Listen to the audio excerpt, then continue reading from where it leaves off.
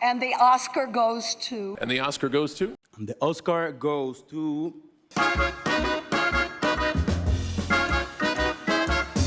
The Academy Awards, the most prestigious accolades in all of cinema, given to the industry's very best actors, filmmakers, and Bohemian Rhapsody. But what if I told you there has been a time where one of the Best Actor awards wasn't given to a professional actor at all? What if I told you he was the only person in film history to win 2 awards in one night for the same performance? And what if I told you that he sold one of those Oscars at auction? This is the story of Harold Russell, and his road into the Hollywood limelight doesn't exactly start how you would expect. Harold John Avery Russell was born January 14th, 1914. Just 6 months before the start of World War I, a young Russell recalls celebrating in the streets with his dad as the troops came home. Never again in your lifetime will you see a celebration like this, my boy. There'll never be another war. Unfortunately for Russell, though he didn't know it yet, not only was this statement not true, it would also impact the rest of his life as he knows it. You see, this would be one of the last memories he has of his father, as in 1920, the then telegraph office manager would pass away, forcing his mum and their 3 brothers to move from Nova Scotia, Canada to Cambridge, Massachusetts. Russell tells a dream in his book. The sun was just rising as we marched to the train. I walked beside her, clutching her hand in mine. The brilliant sunlight of a new day pouring down upon us, bathing us in its radiance, blinding us. From then on, Russell wasn't feeling positive about his life. From not making friends, to barely passing school, and not winning an engineering scholarship to design planes. It's safe to say Russell felt like a failure. Now, he had some small luck working his way up in a chain store company and a butchering apprenticeship, but still, that wasn't enough for him. What did I have to show, actually, for my 10 years of hard work? He contemplates. But everything would change for Russell in the early winter of 1941. We have witnessed this morning the distant view, the battle off Pearl Harbor, and a severe bombing of Pearl Harbor by enemy planes, undoubtedly Japanese. You see, Russell didn't sign up to the war because he felt noble or patriotic.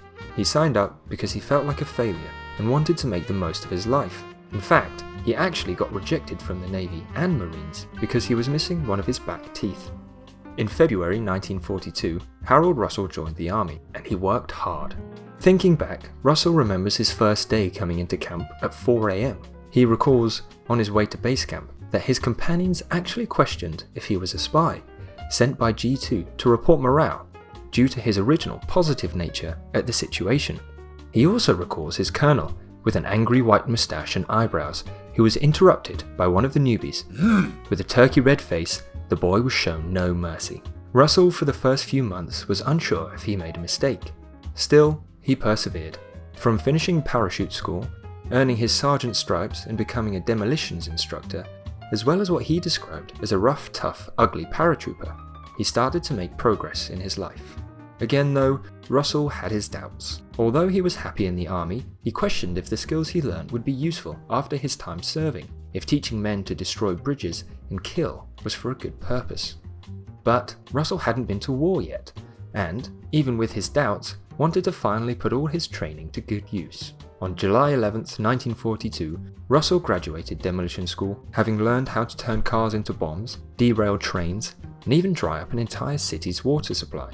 Russell was ready to make the switch from learning to practice. If only it went that way. You see, on the afternoon of his graduation, the commander of the demolition school sent for him, and, to Russell's surprise, he was asked to teach instead of joining the action. At first, Harold was hesitant. He wanted to join, and he wanted to fight. But, after explaining how he wouldn't see action for the first year anyway, and how his tour of duty would only last 6 months, Russell agreed to the task. Not to mention, a couple stripes were on offer. So, just 2 days later, on July 13th, Russell was to report for teaching duty. To Russell's regret, this 6 months turned into a year, and after seeing 11 of the 18 demolition instructors with serious injuries, Russell handed in his transfer. If he was going to be injured, he at least wanted to do it overseas for a good cause. Rejected.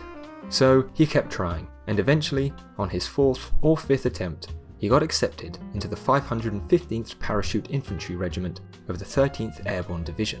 Success. From there, Russell moved to Camp McCaw, North Carolina, and was assigned to the demolition platoon.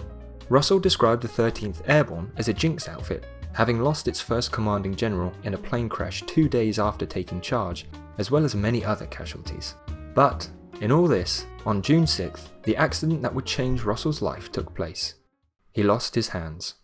There's an old proverb that states, "The devil makes work for idle hands." But for Russell, he would sit and wonder, what work would he find for no hands? You see, on this day, Russell wasn't meant to work, and even when he was working, Russell wasn't meant to be the one preparing charges. Everything turned flaming red. For a second, I was blinded. Then I opened my eyes. I was on the ground.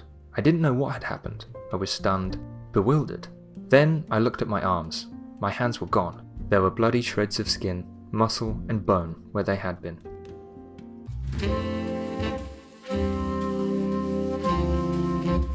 On June 15th, Russell was to be finally fitted with artificial hands.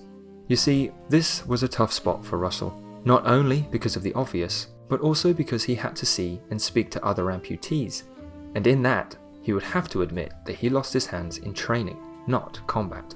Thankfully, everyone around him was graceful and helped put him at ease. In daytime. At nighttime, his head still rushed. How was everyone on the outside going to react? What was he going to get up to? How many different things happened that could have made the outcome so different? July 27th was the day he got his hooks.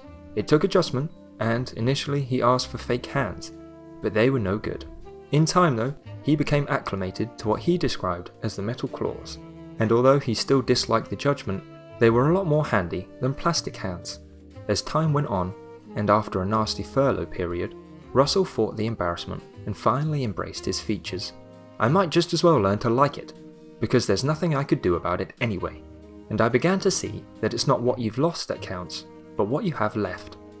Eventually, Russell was close to being discharged from hospital, and whilst it seemed like a step forward, he was then left with the most scary question of all.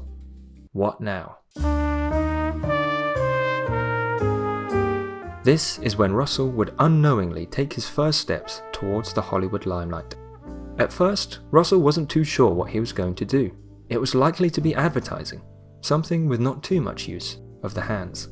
But on October 15th, Russell got a message to report to General Kirk the next day. "Sergeant," he said, "I want to make an actor of you." Naturally, Russell was nervous. He'd only had 2 experiences acting before. Once acting in a school pageant, and another in a performance where the stage scenery collapsed on him. But this was different. He was the star in a film to show disabled veterans how even the worst disabilities could be conquered in a short period of time. Harold Russell was honorably discharged from the Army on January 3rd, 1945, and 2 months later, Diary of a Sergeant would premiere at the Walter Reed Hospital Theatre. Although intended to be an 8-minute film costing $25,000, the film would end up being 3 times the length. Initially thinking the film would get the producer, Blastine, in trouble for its inflated budget, Blastine actually got promoted, and the film was a big success. As for Harold, although he wasn't too fond of how he looked on the screen, off-screen, Russell was making good progress in his mental health, going into as many bars or restaurants as he could, and getting used to the attention. This is where the biggest call of his life would come. A lady was on the phone. At first, Harold thought it was a joke and hung up. She rang back. This is when Russell was introduced to a film later known to him as The Best Years of Our Lives. The film was to be directed by William Wyler, who you may know from huge films such as Ben-Hur, Roman Holiday, and of course, The Best Years of Our Lives. The feature is about 3 World War II veterans returning home and realizing all that comes with their past. It's safe to say Russell was nervous to be amongst big Hollywood ball players. But when Wyler saw him in A Diary of a Sergeant, he rang Goldwyn that night. You know, that Goldwyn, who watched Diary of a Sergeant the following morning. And just 2 days later, after struggling to find an actor for the part, Russell got his call. From this, Harold was offered $500 a week over a 10-week period. No negotiations, no time to think it over. It was a sign the agreement or they'll find somebody else. Hesitantly, Russell signed the agreement, and a week later, on November 22nd, also announced his engagement to lifetime partner Rita Nixon. Business school was going to have to go on hold, at least for now. When Russell landed, he was greeted by a lot of people, and a lot of smiles. One was Jim Mulvey, president of Goldwyn Productions. Now, this is important because Mulvey told him his contract was no good. The Screenwriters Guild didn't agree with lump sum payments, so the contract ripped up and a new one was signed. $7,000 instead of $5,000. Seems good, right? Although what Mulvey didn't tell him was this contract length was twice as long. At this time, a lot of things were happening all at once for Russell. He had his first meeting with Mr. Goldwyn, who told him for the role to lose 30 pounds, and spoke to the cinematographer, who, on the first day of shooting, actually told him if he keeps it up like this, he'd be on for an Oscar. After 7 months, The Best Years of Our Lives wrapped, and was to premiere at New York's Astor Theatre the 21st of November, 1946. In hindsight, Russell enjoyed his time in Hollywood. He felt lucky that he was welcomed with open arms, and got to meet a lot of interesting people. Still though, he wasn't naive. I didn't have any illusions about myself. Hollywood, I knew, had been a pleasant interlude. Russell was happy to be returning home, going back to living a normal life with his now wife, Rita. In fact, Russell wasn't even allowed to go to the premiere of the film because Goldwyn had insisted he wanted the critics to find him. Well, Goldwyn was right in his assessment. The New York critics loved the film and also singled out Russell's performance as the best one. However, this praise may backfire to Russell. You see, in his contract, it stated, as well as the money, he'd have to make personal appearances. Not aware of how impactful his role was, Harold didn't think he'd have to do it a lot, if at all. This meant school and his safety net job would once again have to take a back seat. In February 1947, The Best Years of Our Lives would receive 8 Oscar nominations, including Best Picture, Best Director, and Harold Russell for Best Supporting Actor. The ceremony took place promptly at 8:30 p.m. in the Shrine Auditorium, with Russell on an aisle seat near other nominees. The evening went smoothly, and just before the Best Picture was announced, the show was interrupted. The Board of Governors had decided to make a special award congratulating Harold for bringing aid and comfort to disabled veterans through the medium of motion picture. And just like that, Harold Russell, who had worked in a butcher's just 5 years prior, had become an Academy Award winner. Russell received his Oscar and accepted it not in his name, but the disabled Army vets all over the country. The Best Years of Our Lives went on to win Best Picture at the 1946 Academy Awards, but even then, it wasn't done for the night. This is when Russell would pick up his second award for the night. Against all odds, not being the favourite, not even being an actor, Harold is still now the only person in Oscars history to win 2 awards in one night for the same performance. I froze.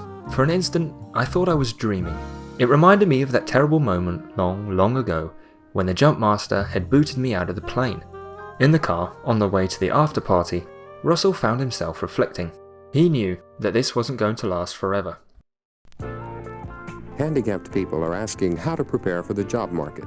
We asked Harold Russell, chairman of the President's Committee on the Handicapped. First, find out about the job opportunities in your own community. Are your present job skills adequate? Do you need training or retraining? Some of the programs for handicapped people could provide the training you need to boost your chances of successfully qualifying for the job you seek. Go to it and stick with it. This is Harold Russell wishing you good luck. After some pondering, Russell knew he could use his voice for some good. You see, from his time in hospital, Harold had made friends with a lot of different people from a lot of different backgrounds. He wondered why minorities outside of this institute weren't all met with the same equal rights, so he sought to change it. After failing to get a job at CBS doing a daily news roundup for $500 a week due to Goldwyn taking too long to approve, Russell would eventually sign for Morris Agency for a healthy sum of $1,750 a week.